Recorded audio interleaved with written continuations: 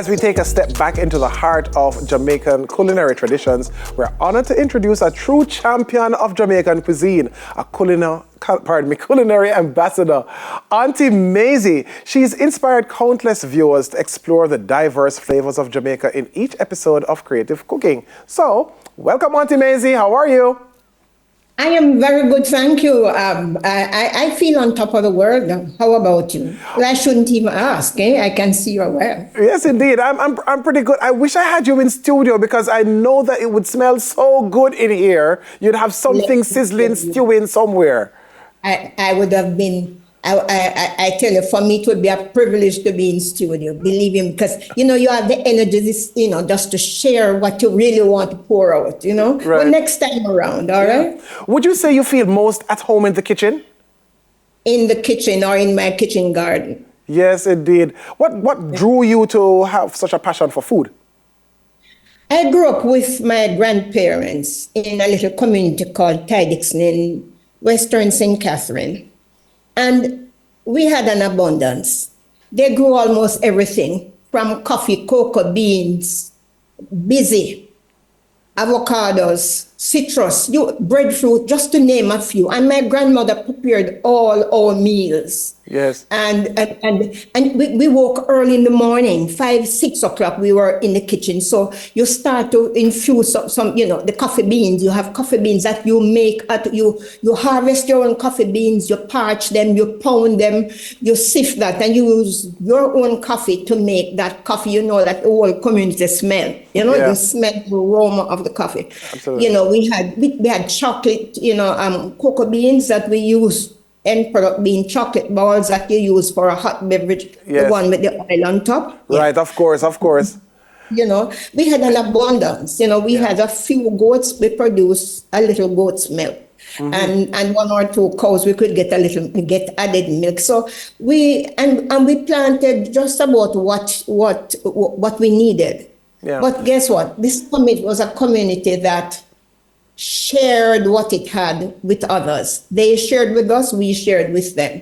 Yeah. But my grandmother was able to make unique dishes that up to today is like you're savoring that taste, Amazing. And it was out of the exposure I got at home, food preparation and food preservation, that impacted my life to pursue a career in food, whether it is cooking food or planting food, or preserving food, Or presenting food on TV. Now, creating and presenting food. Right. Now, yes. So based on what you've described, your house, that home, your residence where you grew up, kind of encapsulates and epitomizes Jamaican culture. I mean, when you think about Jamaican cuisine, it really is a bit of how we express different elements of our culture. And how do you think Jamaican food shows some of our traditions? Because you even spoke to, for example, like how you'd make the chocolate from scratch, Right. But how do you think we express ourselves, our cultural expressions come through our food? I want to begin by sharing with you that our flavors are bold. Yes. The colors are vibrant, and the aromas are more or less captivating, so you can imagine you want to be in that kitchen or you want to taste something from that kitchen. Yeah. But our history reminds us that the Taínos, Arawak Indians, were here, and then came the Spanish, then the English came afterwards. Africans came after that. The Chinese and the Indians. The Lebanese came also. Germans are here. Germans came, and other groups. And though I don't want to stray from your point, I want to emphasize that we must never leave out, never forget the involvement of Maroons and the involvement of the Rastafarian community. Right. And with each of the groups that lived in Jamaica, like the Taínos, history tells us that they did fishing. And I assume that they roast fish, Right. But history also tells us that they planted, they ate birds, that they planted crops like cassava, sweet potato, corn, to name a few. Right. And if you'll allow me to jump in. Afterwards. Yeah. Yes, the Spanish came after, and they brought their own, but they also used what they came and saw, you know. Then the English came afterwards, and the English and all the groups. And so we end up today with a melting pot, a fusion of all these different food items and the different ways of preparing, plating and presenting them to us. So it is no one group. Everybody, each group learned from each other. That's right. And that's one of the beautiful things. I mean, our motto says it, out of many, one people, and so is our food. Because the way we cook in Jamaica clearly demonstrates that fusion to which you spoke earlier. Now, let's talk about food being passed down, you know, recipes being passed down, traditions being passed down. If there's one thing based on your own experience in terms of a recipe or a meal that Jamaicans have had for the longest time, which recipe would that be? Cornmeal pudding is one, and I know you will need a second one. It's escovitch fish. Yes.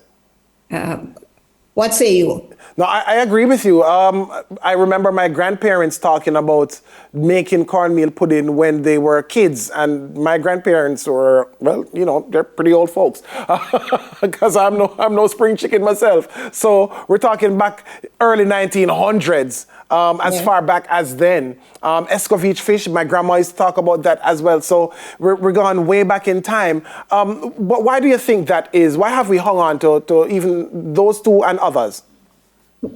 It's, for one, like we mentioned before, the taste profile it offers. But it's this tradition that just cannot go away from you. I share with you, as you make, if you'd like me to share, the cornmeal pudding. And we put some coconut milk to boil. Can you imagine? Coconut milk. Right. And you had cinnamon leaf to that, you know, maybe cinnamon chip, maybe added. You want to add maybe some coconut oil or some margarine to that. And the mace from the nutmeg. Right. And then you're going to grate the nutmeg itself to add flavor enhancers. Mm-hmm. And then, so you're going to add the sugar to that, which acts as a sweetener. Right. They maybe would use molasses or wet sugar. Right. You know, and put that to boil. But then you'll combine the cornmeal and, you know, some flour to help to bind that. You know, maybe cinnamon powder too, pinch of salt, you know, and we would soften the cornmeal as you are making a porridge, but not so much liquid, because you don't want it to get too water. So you're going to add this cornmeal mixture, the slurry sort of, and you're going to add that to the boiling coconut milk mixture. And everybody smells, especially if you live on top of a hill, you know, everybody smells what is cooking, you know, and you stir constantly as you're doing. You're really making a sweet turn cornmeal, isn't it? You know, that's pretty much it. Right. Yeah. Yes, ma'am. Mm-hmm. And that can be fully cooked on top of the stove.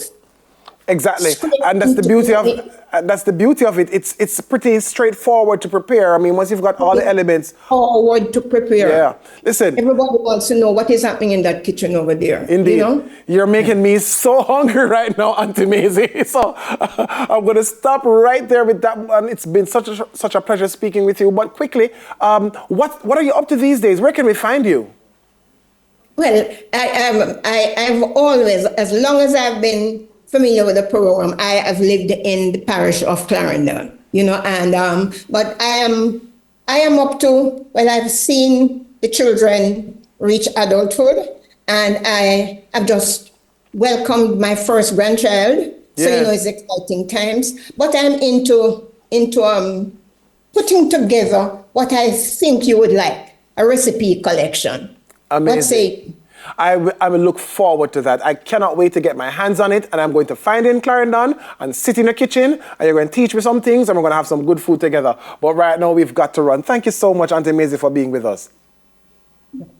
I'm happy that you to be on the program today, and I just want to remind you that I never seem to miss any of your programs once I'm around. Amazing. Right? Thank you. Thanks so very much for having me. Good. So that's Aunty Mazie Miller. We're going to take a quick break. We'll be back with more Weekend Smile right after this.